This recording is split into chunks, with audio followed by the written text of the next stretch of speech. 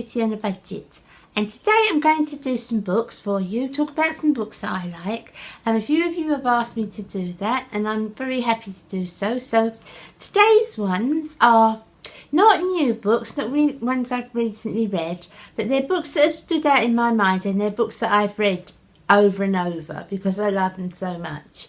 And included in that is my favourite all-time book. So let's get started and we'll talk about these three books.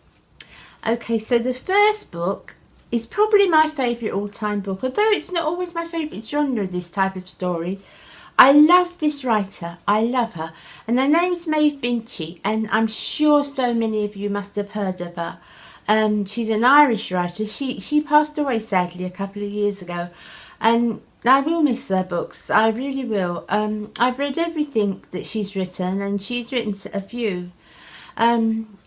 She really writes characters, and when you go to read her books, you're in the book, you know. She takes you in the book and you believe you're there just as much as if you were watching a film. That the characters are there and you know them and you get to know the characters. And she was such a terrific writer.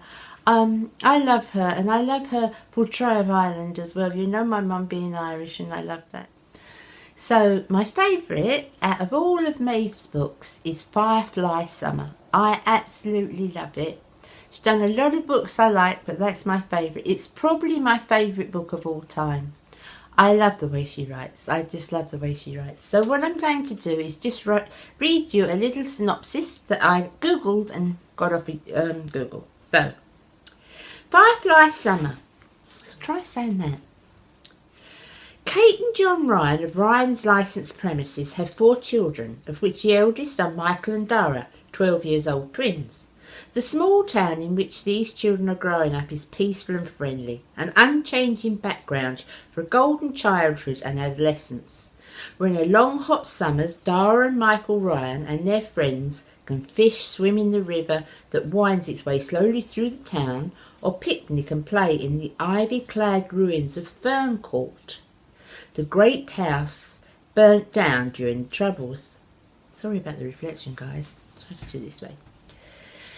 No one in Mount Fern, except possibly the lawyer Fergus Slattery and later Kate Ryan herself, has the slightest inkling of what it will mean for their lives when the ruins are brought by an Irish American with a dream in his heart and a great deal of money in his pocket. It is a truly fascinating book. The story sounds simple, but it's wonderful. And I don't want to say too much about it. But Kate runs her pub. She's got her own pub, and she's got this a little family, and the children and the family and the Irish community. It's just believable. You actually believe you're there. And then the guy comes along. He's a nice man, but he comes from Ireland years and years ago. His family were Irish, and he's a businessman and he's done very well to do. And he goes over to buy this burnt down. It's like a palace, really. You know, it's a really fancy, like a mansion house. And it was burnt down during the riots and everything. And he wants to buy it and build it up and make it a really snazzy hotel and bars and, you know, complex. And this little Irish town never known anything like that. But he's such a nice man. He is such a nice man. And the outcome is, and how this comes about is, it's so interesting and it so grips you. And I just adore the book. So please, if you're looking for something to read, look up Firefly Summer by Maeve Binchy. So my second book is by another Irish author called Marian Keyes. A lot of her books have been made into film. I don't know if any of you remember Lucy Sullivan is Getting Married or Watermelon. But the one that I like the best out of, I think, all Marian Keyes books is Last Chance Saloon. It's about group of young people. Let me read you the synopsis from Google. So much better than me. So, Last Chance Saloon by Marian Keyes. Tara, Catherine and Finton have been best friends since they were teenagers. Now in their early 30s, they've been living it up in London for 10 years. But what have they got to show for that decade? Sure, Tara's got a boyfriend, but only because she's terrified of spending 5 minutes alone. Catherine, on the other hand, has a neatness fetish that won't let anyone too close to mess up her life. And Finton, well, he has everything until he learns that without your health, you've got nothing. All three are drinking in the Last Chance Saloon, and they're about to discover that if you don't change your life, life has a way of changing you. Another simple sounding book, but another book that draws you in. I like books that I'm wanting to turn into what happens, you know, I want to see the next page, what happens. I can't be doing with a book, when you read it, oh, what was that like page? What did it say? Let's go back, I can't remember. If a book's like that for me, I just put it down. I don't struggle to finish it, I just know this is not my cup of tea. But these books are ones that grip me, and I'm really wanting to know the next. Although the first two are simpler stories, they're not simple. They're lightly read. They're easy to read. They're really easy reads. And I like that. I like a clever writer, a good writer, but easy, a book that flows. That's what I like. And these books flow, and the stories are great. And I'm sure a lot of you would like this one too. So it's Marian Keyes, and the book is called Last Chance Saloon. Okay, my third book is a different genre altogether. It's probably more the genre that I normally read. So it's a crime thriller, and that's normally the type of book I like. And I've never read this lady before. Her name is Cath Staincliffe, and the book is called A Split Second. It's a gripping book, another gripping book. I'll read you the synopsis from Google. Can't do it myself, you know what I'm like. Now, A Split Second by Cath Staincliffe. A split second is all it takes to make a decision. But what if it's the wrong one?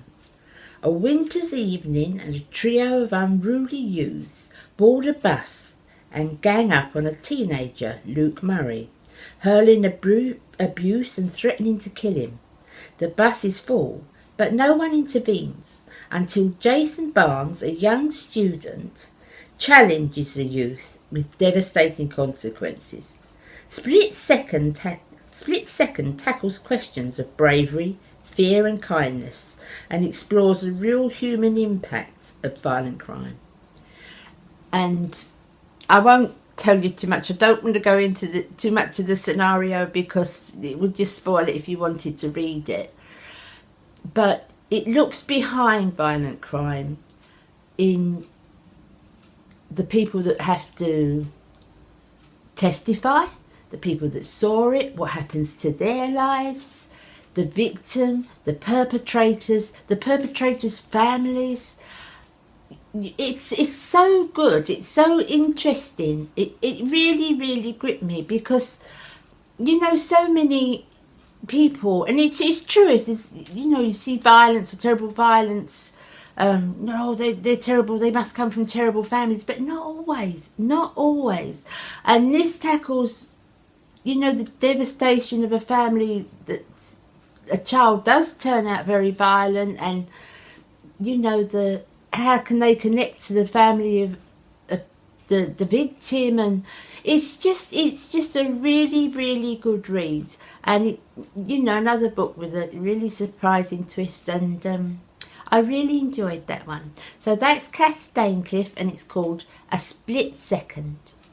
So that's my 3 books for this time, guys. Now, if you'd like me to do any more books, they weren't current ones. I can do current ones and recent ones that I've read if you like, or I can stick to one particular genre, or if there's any particular books you'd like me to review.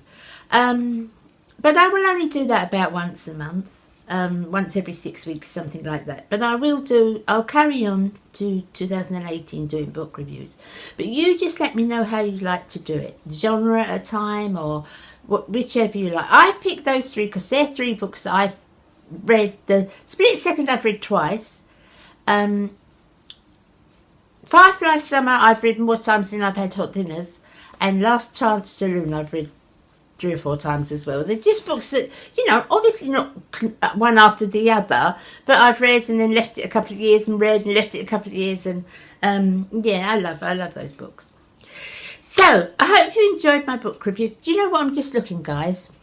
I'm sitting there in front of my bedroom window, and this is just natural light. And if you look, I mean, I've got eye bags, and I'll go on about them. I just want to explain.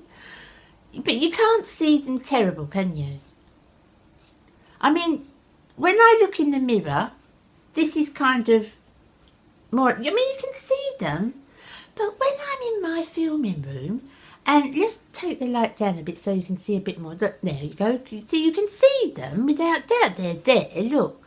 But when I'm in my filming room and I've got my ring light on, which I call the Super Trooper, it just makes them look terrible. I don't know. I'm going to have to think about it and learn a bit more about positioning light, because it just emphasises, and, you know, I'm not kidding myself that I haven't got them, guys, because they're awful, but that Super Trooper just shines on them and makes them look like... Anyway, end of moan. So if you want me to do any more books, you let me know which ones you want me to do. So that's all for today, guys. I will see you again. Haha, I've got another Saturday extra coming up tomorrow, so I won't see you Tuesday. I'll see you tomorrow. Be good. Bye.